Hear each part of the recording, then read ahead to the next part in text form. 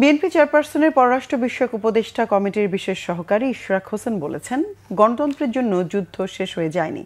পল্টনে মুক্তিযোদ্ধা দলের অনুষ্ঠানে তিনি একথা বলেন। ইশরাক হোসেন বলেন, আওয়ামী লীগের দুঃশাসনের কারণে দেশ ধ্বংসস্তূপে পরিণত হয়েছিল। দেশ পুনরুদ্ধারে সংগ্রাম অব্যাহত রাখতে হবে। মুক্তিযুদ্ধকে খাটো করার চেষ্টা হচ্ছে, এ ব্যাপারে সবাইকে সতর্ক থাকতে হবে।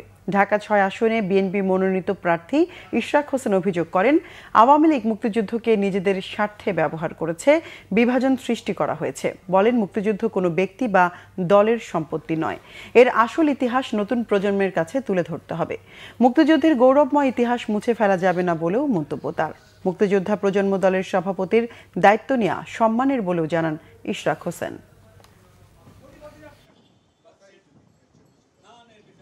যে যুদ্ধ শেষ হয়ে যায় নাই, যুদ্ধ আমার মনে হয় যে আরও অনেক বছর আরও অনেক দশকেও শেষ হবে না।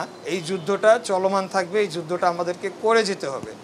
এক তো হলো আমাদের গণতান্ত্রিক ধারায় ফিরে আসা এবং একটা নির্বাচনের মাধ্যমে আমাদের দলকে রাষ্ট্র ক্ষমতায় বা রাষ্ট্র পরিচালনার দায়িত্বে নিয়ে যাওয়া, যাতে করে আমরা এই ধ্বংসস্তূপ থেকে বাংলাদেশকে আবার পুনর্গঠন করতে পারি।